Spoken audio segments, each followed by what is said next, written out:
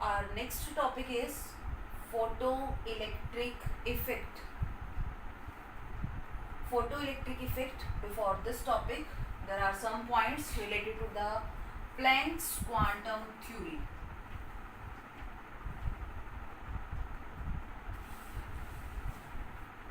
Some points related to the Planck's quantum theory which are used in photoelectric effect. What are those points? The first point is,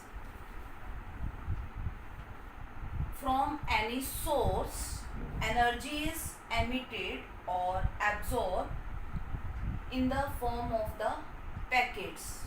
Whenever energy is released from any light source or energy is absorbed from any source, that energy is in the form of the small packets or in the form of the small bundles. Those packets of the energy are known as quanta or photon.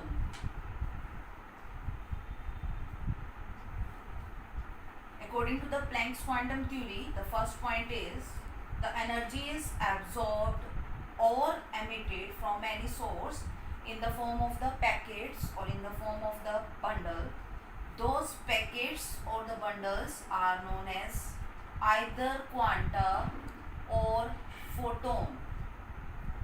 Next point is, the energy of one packet of photon or one packet is equal to h nu.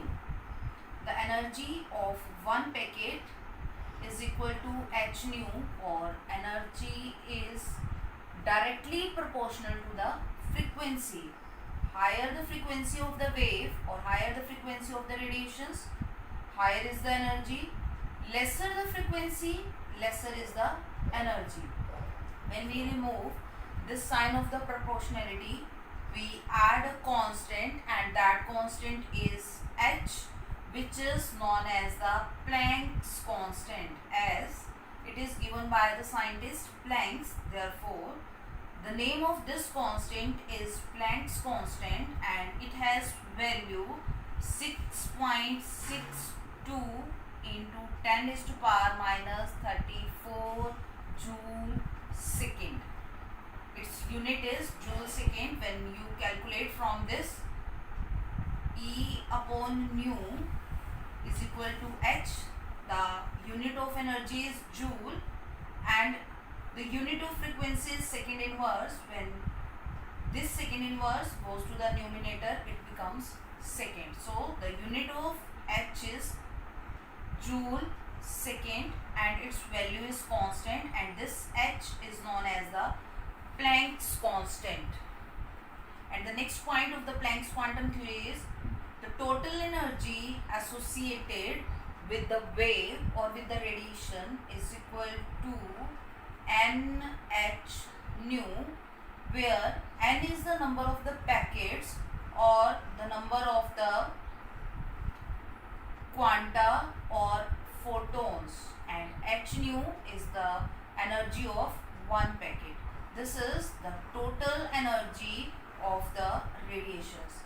Whenever we want to calculate the total energy of the radiation, the total energy of the radiation is always equal to nh nu, where n is the number of packets or number of photons, h is Planck's constant, and nu is the frequency of the radiations. These are basically 3 points which are given by the Planck's, or this theory is known as the Planck's quantum theory. Next topic is photoelectric effect. Photoelectric word is consists of the two words photon, photo plus electric. Photo word is related to photon, electric means electron. According to this effect, whenever light is strike to the any material, like this material is the cesium metal. Whenever light is strike to the surface of the metal, or any photon or any quanta is strike to the metal, then what happens to the metal surface?